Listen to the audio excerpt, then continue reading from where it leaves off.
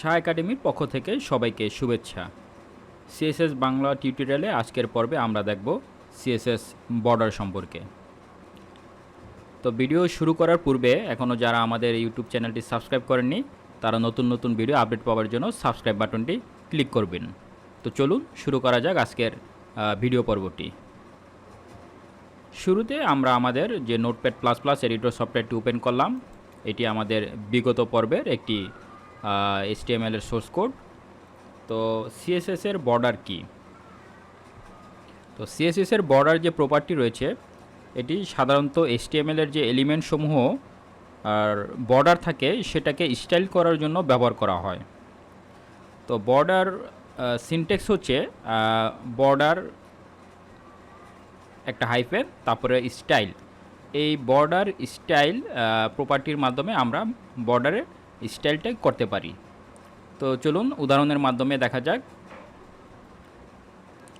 Suppose আমরা P প্যারাগ্রাফের এটার একটা বর্ডার স্টাইল করতে চাচ্ছি। তো আমরা একটা ক্লাস নিলাম যে মাই বর্ডার। তো এই ক্লাসের প্রপার্টি হিসাবে আমরা নিলাম বর্ডার প্রপার্টি, বর্ডার, তারপরে একটা হাইফেন দিয়ে স্টাইল। তো স্টাইল সাধারণত বর্ডারের কয়েক ধরনের স্টাইল ব্যবহার করা যায়। তার মধ্যে উল্লেখযোগ্য রয়েছে ডটেড, তারপরে রয়েছে ড্যাশড, তারপরে রয়েছে সলিড, ডাবল, এবং যদি বর্ডার আমরা ইউজ করতে না চাই তাহলে বর্ডার স্টাইল দিয়ে নান ভ্যালুটাও আমরা ব্যবহার করতে পারি। তো আমরা যদি এটি উদাহরণের মাধ্যমে দেখি যে বর্ডার স্টাইল আমরা দিলাম ডটেড। তো এখন আমরা প্যারাগ্রাফে এসে যদি আমরা ক্লাসটি ব্যবহার করি ইকুয়াল টু মাই বর্ডার, এই ক্লাসটি আমরা নিয়ে আসলাম।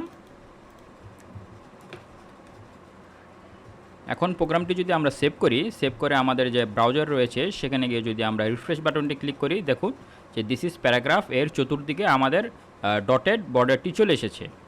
এখন আমরা যদি ডটেডের পরিবর্তে আমরা এখানে বর্ডার স্টাইলে ড্যাশড ব্যবহার করি, DASH ড্যাশড, এবং প্রোগ্রামটি সেভ করে যদি রিফ্রেশ বাটন ক্লিক করি তাহলে দেখুন বর্ডারটা ড্যাশ আকারে হয়ে আসছে।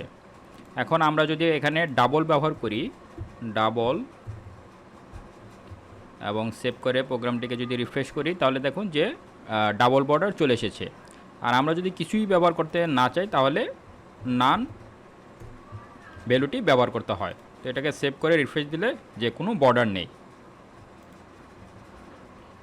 তো বর্ডারের একটি শর্ট হ্যান্ড ফরম্যাট রয়েছে যেটা আমরা সচরাচর ব্যবহার করি, সেটা হচ্ছে যে এখানে আমরা বর্ডার স্টাইল না দিয়ে শুধুমাত্র বর্ডার দিয়ে তারপরে একটা কোলন দেব। তারপরে আমরা লিখব সাপোজ 2 পিক্সেল, আমরা এটা সলিড দেই এবং এটার একটা কালার ব্যবহার করব সাপোজ FF002B। এখন প্রোগ্রামটিকে যদি আমরা সেভ করি, সেভ করে যদি আমরা ব্রাউজারে গিয়ে রিফ্রেশ বাটন ক্লিক করি তাহলে দেখুন যে একটা রেড বর্ডার চলে এসেছে।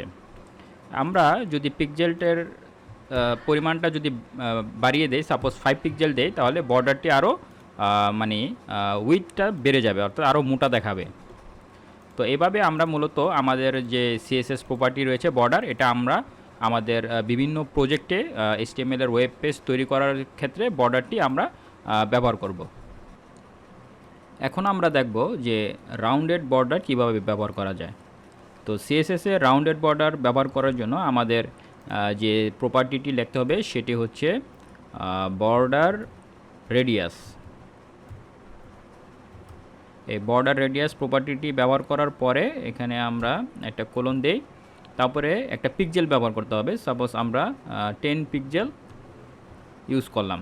এখন প্রোগ্রামটিকে যদি আমরা সেভ করি, সেভ করে যদি আমরা ব্রাউজারে গিয়ে রিফ্রেশ বাটন ক্লিক করি তাহলে দেখুন যে এর বাম দিকে তার একটু মানে সে রেডিয়াস দেখাচ্ছে, অর্থাৎ রাউন্ডেড শেপ দেখাচ্ছে। তো এভাবে আমরা মূলত আমাদের যে CSS কোড রয়েছে সেখানে CSS প্রপার্টিতে বর্ডার রেডিয়াস ব্যবহার করে আমরা রাউন্ডেড করতে পারি। আমাদের যে বর্ডার ব্যবহার করি সেই বর্ডারটাকে রাউন্ডেড করা যায়। তো শিক্ষার্থী বন্ধুগণ, আজকের ভিডিও এই পর্যন্তই। আশা করি সবাই শাহ একাডেমির সাথে থাকবেন। ধন্যবাদ সবাইকে।